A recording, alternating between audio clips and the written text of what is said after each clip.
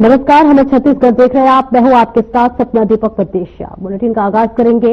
राजनांदगांव शहर में बीते कई दिनों से ट्रैफिक व्यवस्था लगातार बिगड़ती जा रही थी, जिसको लेकर पुलिस प्रशासन और जन प्रतिनिधियों ने जिला कार्यालय सभागार में मैराथन बैठक की, जिसमें शहर की यातायात व्यवस्था को सुधारने के लिए कड़े निर्णय लिए गए। बैठक में पुलिस विभाग द्वारा तैयार एक्शन प्लान की पूरी डिटेल बताई गई।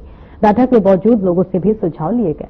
इसी के साथ बैठक में तय किया गया कि शहर के भीतरी व्यावसायिक क्षेत्रों में किए गए अतिक्रमण के खिलाफ कड़ी कार्रवाई करते हुए उसे हटाया जाए। इसके साथ ही साथ फुटपाथों को अतिक्रमणकारियों से खाली करवाया जाए और इसके साथ ही साथ सुबह 10 बजे से रात 11 बजे तक बाजार क्षेत्रों में 4 पहिया वाहनों की एंट्री प्रतिबंधित की जाए। इसके साथ ही शहर में भारी वाहनों के प्रवेश पर कड़ाई से प्रतिबंध लगाने का निर्णय लिया जाए।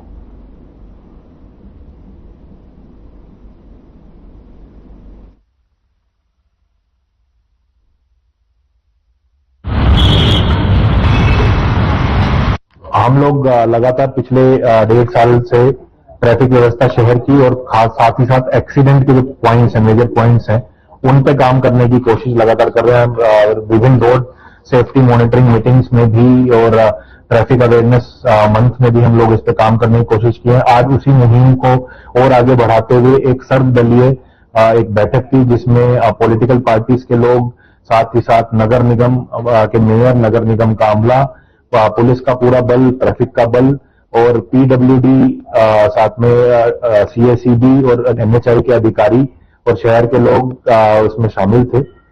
इसमें ऑटो ड्राइवर संघ, ट्रक ड्राइवर संघ, बस ड्राइवर संघ और चैम्बर ऑफ कॉमर्स के लोग भी शामिल थे। उद्देश्य यही है कि शहर में जैसे कि हर साल जो गाड़ियों का लोड है वो बढ़ रहा है, छोटे बड़े वाहनों का आवागमन बढ़ रहा है, उसको कैसे कंट्रोल करें ताकि लोगों को जो सुगम व्यवस्था हम लोग प्रदान कर सके। इसको लेके एक विस्तृत चर्चा उसमें हुई, एक विस्तृत कार्य प्रणाली और वर्क प्लान बनाया गया है, टारगेट सेट किए गए हैं टाइमलाइन के साथ में। साथ ही साथ हमारे जो डिस्ट्रिक्ट के एक्सीडेंट प्रोन एरियाज हैं उनमें क्या चेंजेस किए जा सकते हैं, कहां पे डाइवर्जेंस की जरूरत है, कहां पर डाइवर्जेंस बंद करने की जरूरत है, कहां ब्रेकर्स इत्यादि की जरूरत है, कहां लाइट और अन्य जो टेक्निकल इंटरवेंशंस करने की जरूरत है, और साथ ही साथ कहां पर हम लोगों को अपना अमला बढ़ाने की जरूरत है। इन सब चीजों पर उसमें विस्तृत चर्चा हुई और आगे के कार्रवाई के लिए प्लान किया गया। साथ ही साथ इसमें जो हमारे बड़े इवेंट्स जैसे गणेश विसर्जन है, उसको लेके जो हमारे जो पोल्स हैं, चाहे वो बिजली के पोल्स हों, चाहे वो टेलीकॉम के पोल्स हों, कहां शिफ्टिंग करने की जरूरत है, कहां अतिक्रमण हटाने की जरूरत है, इस पर भी विस्तृत चर्चा की।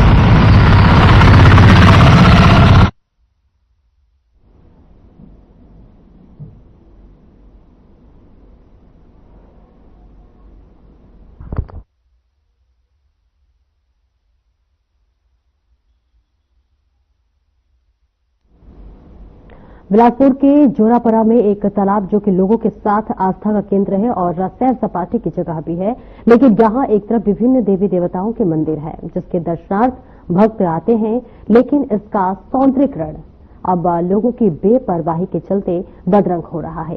तालाब में लोगों की गंदगी डालने से चारों ओर कचरा पसरा नजर आ रहा है, जिससे तालाब की मछलियों का जीवन खतरे में पड़ चुका है। तो वहीं आपको बता दें कि कमल के फूल भी मुरझाने लगे हैं। इसी के साथ बिलासपुर के जोरापरा में तालाब स्थित है और यहां भजन कीर्तन, पूजन, अन्य गतिविधियां संपन्न होती हैं, जिसको लेकर नगर निगम ने तालाब को संरक्षित और सुव्यवस्थित किया और कई प्रकार की सुविधाएं उपलब्ध कराई। इसके बावजूद इस तालाब में घरों की खंडित मूर्तियां और तस्वीरें लोग तालाब के पानी में प्रवाहित कर देते हैं, जिससे गंदगी फैल रही है। वह स्थानीय लोगों ने चिंता जाहिर की है कि साथ ही उन्होंने कहा है कि तालाब को गंदा न करें, घरों को जो है इसकी खंडित मूर्तियां और तस्वीरें पानी में प्रदर्शित नहीं करें। इसके लिए जहां पर तालाब के जीव जंतुओं की जिंदगी खतरे में पड़ने से पाप का भागीदारी बनना पड़ रहा है और दायित्व बोझ और कर्तव्य बोध भी आवश्यक है। यहाँ के स्थानीय नागरिकों के प्रयास से जो बहुत पहले से रह रहे हैं, जो सांस्कृतिक गतिविधियां है वो तो हो रही है, भजन पूजन भी होता है, मंदिरों पे लोग आते भी हैं, त्योहार भी मनाते हैं और नगर निगम के जो कर्मचारी यहाँ पर सफाई करके भी जाते हैं।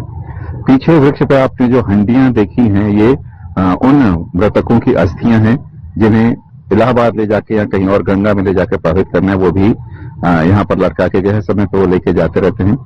कुल मिला के वो इस तालाब का उपयोग तो कर रहे हैं और वो इस बात से चिंतित भी हैं कि जो उनके लिए सरोवर को सहेजा गया है उसमें से पाइप भी चोरी हो रहे हैं, लाइटें भी चोरी हो गई है और जो लोग हैं वो पूजा की सामग्री, बची हुई सामग्री को आकर तालाब में डाल देते हैं। वे चाहते हैं कि तालाब साफ हो, सुंदर हो और सबके काम आए, पशुओं के भी, पक्षियों के भी। यहाँ के स्थानीय निवासियों ने बताया कि यहाँ पर प्रवासी पक्षी भी आते हैं क्योंकि उनके खाने के लिए पर्याप्त मात्रा में मछलियां भी हैं, कीट पतंगे भी हैं और कुछ जो पक्षियों तो ये पुरवाइन पत्ता जिसको कहते हैं, पुराइन पत्ता, इसको भी खाते हैं। इस पत्ते की सब्जी बना के स्थानीय लोग भी खाते हैं। तो कुल मिला के तालाब काम तो आ रहा है, लेकिन इसको सहेजने के लिए और भी जागरूकता की आवश्यकता है। जरूरत है जो नवयुवा हैं, जो नई पीढ़ी है, उन्हें इस विषय में और समझाया जाए, बताया जाए ताकि ये तालाब और भी संरक्षित हो, सुरक्षित हो और वातावरण में एक नमी बना के रखे, जो ताप है उसको नियंत्रित करे और इस पूरे क्षेत्र के लिए एक सौंदर्य और एक उपलब्धि का साधन बना रहे, जहां सुबह की सैर करने वालों के लिए और शाम को आराम करने वालों के लिए, भजन पूजन करने वालों के लिए भी ये स्थान वैसा ही सुरक्षित रहेगा क्योंकि पर्याप्त मात्रा में 100-100 साल, 70-70 साल और 150-100 साल पुराने यहाँ पर वृक्ष हैं। उनके चारों ओर उन्हें घेर करके संरक्षित किया गया है क्योंकि अब ये न तो इन्हें काटा जा सकता है, न नष्ट किया जा सकता है। तो आने वाले वर्षों में भी ये वृक्ष इस धरा को बचा के भी रहेंगे, हरियाली को बचा करके रखेंगे। स्थानीय नागरिक की अरुचि और नगर निगम की लापरवाही, यानी जो चीज बना गई है उसकी सुध नहीं लेने के कारण ये तालाब भी धीरे धीरे अपनी ही गति को प्राप्त होने लगा। तालाब के किनारे जो रेलिंग लगाई उसके पाइप चोरी होने लग गए और यहाँ पर उन तत्वों का आश्रय स्थल बन गया जिन्हें हम अवांछित कहते हैं। शाम को स्थानीय सभ्य नागरिक घूमने के बजाय वे लोग यहाँ पर बैठने लगे जिन्हें कोई काम धाम नहीं रहता है और जो सभ्य नागरिक नहीं कहलाते हैं। सुबह सुबह भी लोग इसलिए यहाँ घूमना बंद कर दिए कि तालाब का रुका हुआ पानी बदबू मारने लगा है और जो शोहदे लोग हैं वो यहाँ पर बैठ जाते थे। देखा जाए तो जो तालाब होता है पूरी परिस्थिति को बदलता है, न सिर्फ ये वातावरण को एक कोमलता देता है, नमी देता है, बल्कि लोगों को प्रकृति से जोड़ के भी लगता है। सरकारें और सरकार में से जो हमारी अदालतें हैं और जो लोग हैं और जो पर्यावरण प्रेमी हो, लगातार कोशिश करते हैं कि जो भी बचे हुए जलाशय हैं, जिस प्रकार के भी बचे हुए तालाब हों, चाहे छोटे जोहड़ भी हों, वे बने रहें ताकि जो भूजल का स्तर है वो भी बना रहे और ये जो भीषण गर्मी पड़ रही है उसको भी, उस वातावरण को नम करने में ये काम आते रहें। लोगों को लगातार जागरूक किया जा रहा है, उन्हें बताया भी जा रहा है कि जो चीज है, जो उपलब्धि है, जो पहले से स्थित है, उन्हें न सिर्फ संरक्षित किया जाए बल्कि उनका विकास भी किया जाए और ये जिम्मेदारी हम सबकी है, न कि सिर्फ सरकार की।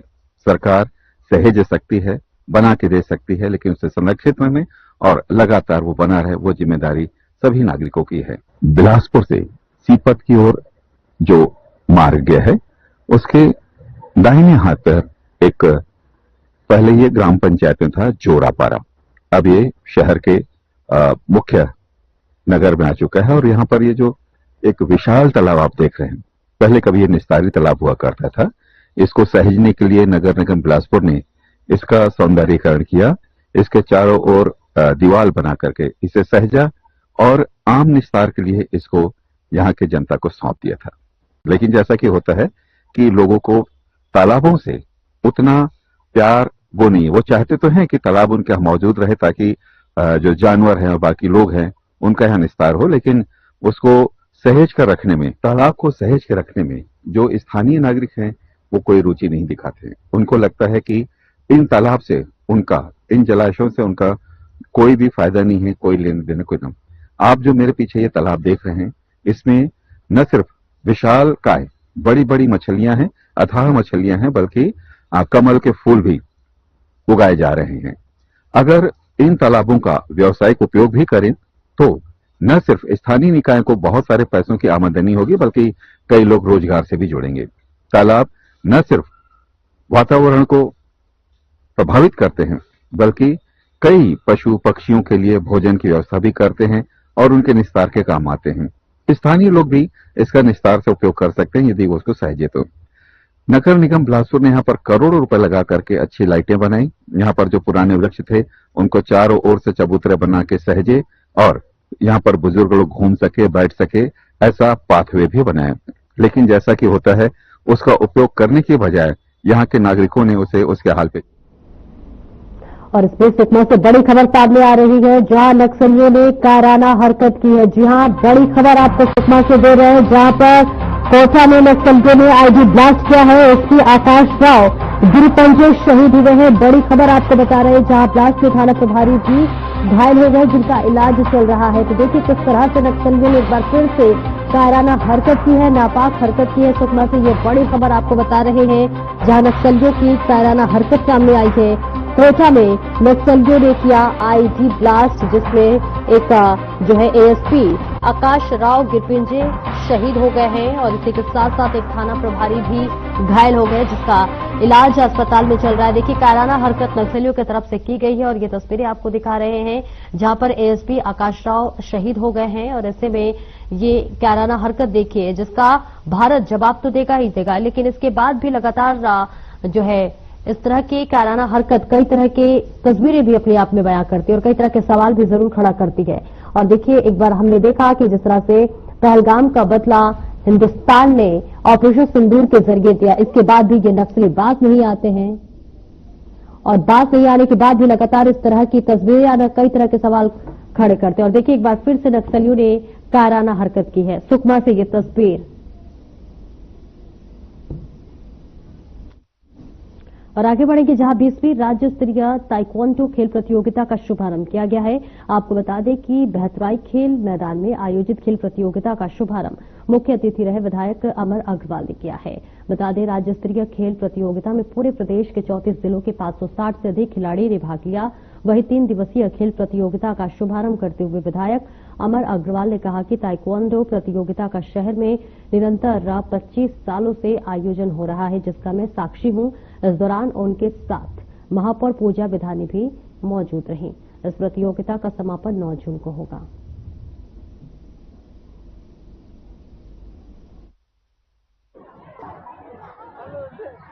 हम लोग रायपुर टीम से हैं। रायपुर की टीम ज्यादा ही है कल? ऐसा कुछ नहीं सर, सब टीम ज्यादा है। मतलब ये किसने कहा कि ताइक्वांडो सीखना चाहिए?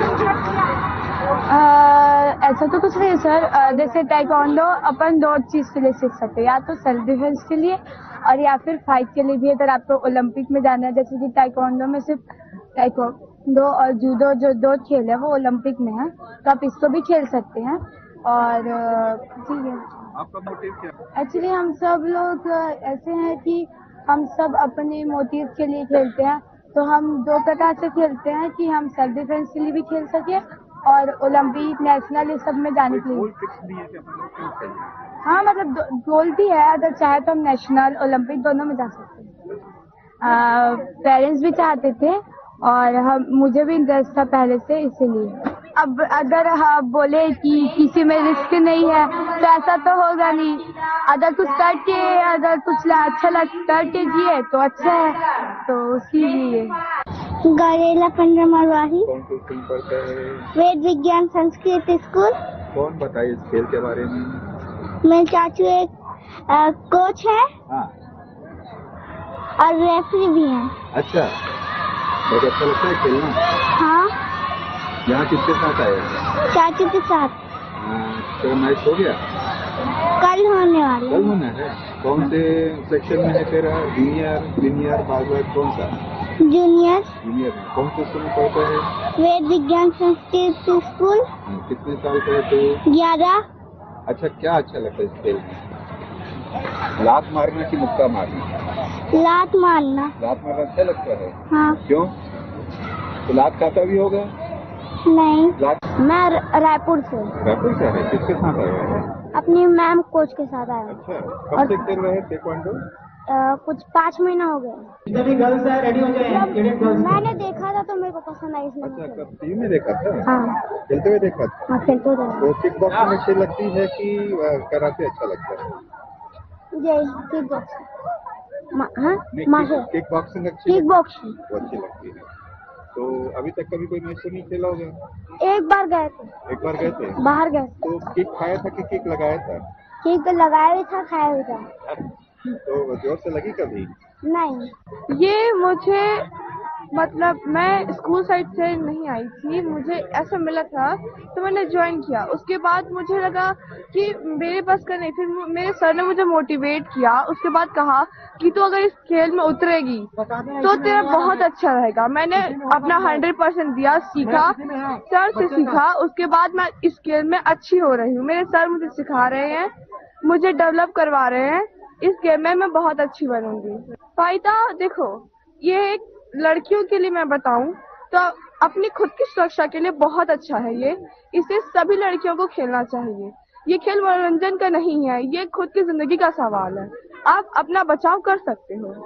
ये है डिसिप्लिन। ये है कि इसमें जो स्पोर्ट्स एक रहता है मार्शल आर्टिस्ट, उसे हर एक चीज से, दूसरे चीजों से अलग रहना चाहिए।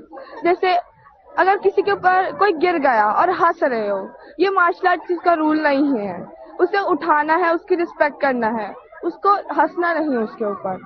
ये सब सीक्वेंस वाइज करना है। जैसे कोई इधर फेंक देता, उधर फेंक देता, वो नहीं, डस्टबिन में उठा के डालना है।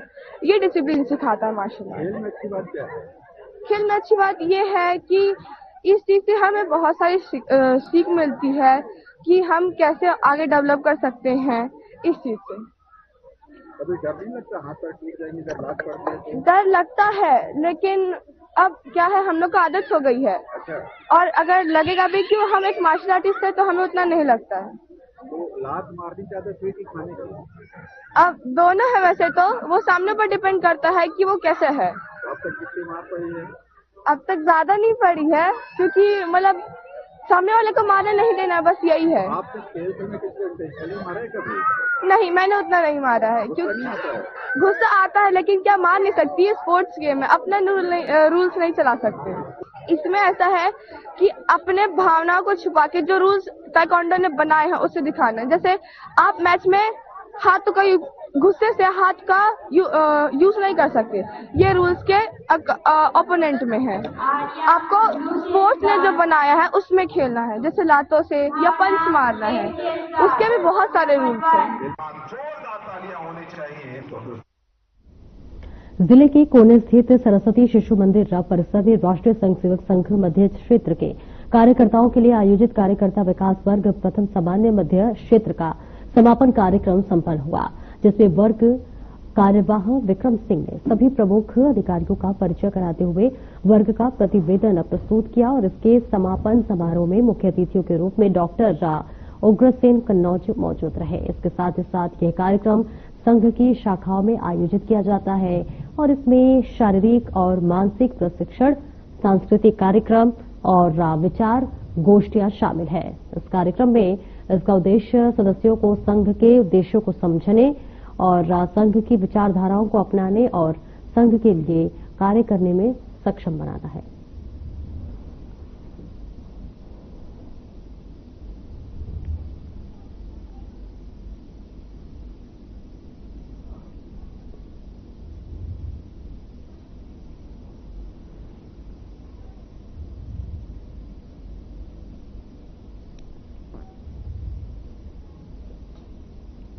कबीरधाम के विकासखंड पंडरिया के ग्राम पंडरीपानी मझगांव के 400 ग्रामीण सस्ता राशन पाने के लिए खूब पसीना बहाते हैं।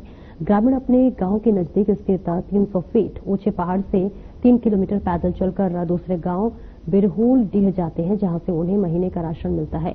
राशन का बोझ ढोकर वापस ग्रामीण इस पहाड़ को चढ़ते हैं। बोझ के साथ पहाड़ की चढ़ाई काफी जोखिम भरी रहती है और थोड़ी सी भी चूक हुई तो ग्रामीण पहाड़ के नीचे गिर सकते हैं। पर सस्ते राशन के लिए ये संघर्ष करना ग्रामीणों की मजबूरी है।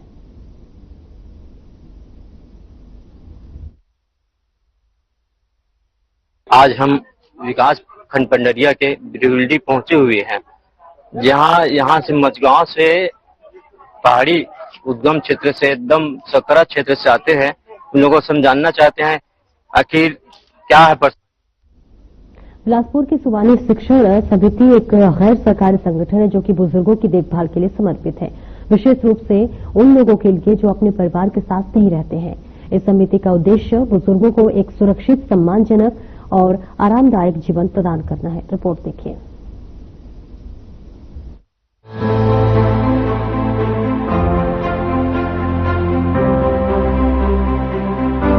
सिकोड़ छोटा परिवार, बढ़ते खर्च और सामाजिक चुनौतियां वर्तमान के पारिवारिक जीवन को अतुलनीय क्षति पहुंचा रहा है। बिलासपुर के सुवाड़ी शिक्षण समिति में उन बुजुर्ग व्यक्तियों को देखभाल के लिए रखा जाता है जो अपने परिवार के साथ नहीं रहते हैं। यहाँ उनकी बेहतर चिकित्सा के साथ साथ देखभाल भी किया जाता है। जो बच्चे अपने माता पिता के साए में पलते बढ़ते हैं, बड़े होने पर उन्हीं माता पिता की जगह वृद्धाश्रम में हो जाती है। समाज में धीरे धीरे वृद्धाश्रम की स्वीकार्यता और आवश्यकता बढ़ती जा रही है। सजीवता सोसाइटी ने सुवाड़ी वृद्ध आश्रम में रहने वाले वरिष्ठ नागरिकों से चर्चा की। इस आश्रम की संरक्षिका ने कहा कि आने वाले समय में चुनौतियां और भी गंभीर हो सकती है। वहीं इस आश्रम में यहाँ रहने वाले लोगों के साथ 2 युवतियों ने अपना समय व्यतीत किया। उन्हें फल, मिठाई और पेय पदार्थ दिया। साथ ही इन युवतियों ने अपने विचार भी साझा किए और जाना कि यहाँ रहने वाले लोगों का जीवन के प्रति नजरिया क्या है। ये है सुवाड़ी शिक्षण समिति। यहाँ पर उन वृद्धों को देखभाल के लिए रखा गया है जिनके यहाँ तो परिवार ने छोड़ दिया है विभिन्न कारणों से। यहाँ पर उन सबकी बेहतर चिकित्सा होती है, देखरेख होती है और उनका भरण पोषण भी होता है। लेकिन जो यहाँ के संरक्षक हैं, जो संचालक हैं, वे इस व्यवस्था से स्वयं संतुष्ट नहीं है। उनका कहना है कि जागरूक समाज जब तक ऐसे वृद्धों के आगे के जो जीवन है, जो बचे हुए शेष वर्ष हैं, अगर इनका सुविधाजनक और अच्छा निकले तो उनको यहाँ पर क्या कर रही है। मैं अभी सुवाड़ी वृद्धाश्रम में एक संरक्षिका का काम कर रही हूँ और एक मैं श्री राधा फाउंडेशन भी संचालित कर रही हूँ। अच्छा। समाज सेवा का काम मेरा ये 10 साल से चल रहा है। अच्छा। ये आश्रम कब से चालू है? ये आश्रम 2000 से है। 2000 से चालू है जी। तो पिछले 24 साल से आश्रम चल रहा है? 2020 से 5 साल हो गए। हाँ, 5 साल हो गए। तो प्रारंभ में यहाँ पर कितने लोग थे? प्रारंभ में यहाँ पे 5-7 लोग थे। अच्छा। धीरे धीरे लोगों को पता आते गए जाते गए 10 लोग का तो यहाँ पे अंत्येष्टि हुआ है। अच्छा। कुल कैपेसिटी कितनी है? अभी 25 है। 25 की कैपेसिटी जी। लगभग लोग हैं। अभी कई लोग तो हॉस्पिटल में हैं, कई लोग अभी गए हुए हैं। मूलतः किस उम्र के और कैसे लोग आते हैं यहाँ पे? जैसे कई आश्रम से इन्हें निकाल दिया जाता है। अच्छा, आश्रम से भी निकाल दिया? हाँ, जैसे जो बेडन है ना, उनको यहाँ से वृद्धाश्रम से निकाल दिया जाता है। कई लोग को रोड से उठा के लाया जाता है। अच्छा। और यहाँ पे अभी यहाँ पे उपस्थित नहीं है, बाजू के कमरे में जो एक गुरुघासी कॉलेज के यहाँ पे यूनिवर्सिटी के रजिस्ट्रार हैं, वो लोग यहाँ पे रहते हैं। मतलब सोचिए कि ये स्थिति है। डॉक्टर गौर से आप मिले होंगे, जिनके बच्चे सब बॉम्बे में हैं। और ये जो रजिस्ट्रार हैं, इनकी बिटिया हैं, ये इनको ऊपर कमरे में बंद कर दी थी। इन्होंने कलेक्टर को सुसाइड का लेटर लिखा, तो फिर कलेक्टर साहब का आदेश हुआ, तो फिर इनको लाके रखा गया। अभी ये लोग लखनऊ गए हुए हैं अपने गांव। तो ऐसे ऐसे लोग हैं और आप बाकी लोगों से यहाँ मिल ही रहे हैं। यहाँ पे पूरी प्रयास है कि यहाँ पे हमने संजय अलंक जी साहब का भी हमारे ऑफिस आई है, जो मैं आपको बहुत सारी चीजें दिखाऊंगी। कि मैं आज से 6 साल पहले संजय अलंक जी से जब कलेक्टर थे, मैं उनसे मुलाकात की थी और बोली थी कि मतलब बिलासपुर में एक वृंदावन बनने की योजना, कि ऐसा गौरी गोपाल जैसे सेवाएं या वृद्ध का सेवाएं वृंदावन में ही क्यों, सारे लोग तो वृंदावन पहुंच नहीं पाएंगे, तो ये चीजें बिलासपुर में बनाई जाए। मैं पहले से ही बुजुर्ग लोगों से जुड़ी हूँ और मेरे को उन लोग के साथ बैठना, बात करना, टाइम स्पेंड करना बहुत अच्छा लगता है। क्या देखे ऐसा इतना देर में आप कुछ मतलब उन लोग के साथ बात करके मेरे को ऐसा लगा कि किसी को भी अपने मम्मी पापा या दादी दादा को नहीं छोड़ना चाहिए। बुढ़ापे में ही उन लोग का सहारा बन के हम लोग को रहना चाहिए।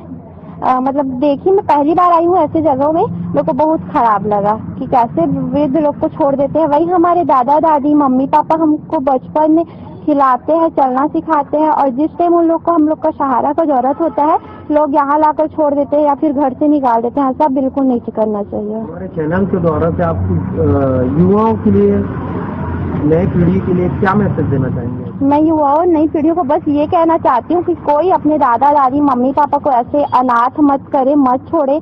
जो भी हम लोग इस दुनिया में आए हैं उन्हीं के सहारे में आए हैं, तो हम लोग को उन लोग का आदर करना चाहिए और उन लोग का हम लोग को सहारा बनना चाहिए, ना कि ऐसे वृद्धाश्रम या बाहर छोड़ना चाहिए।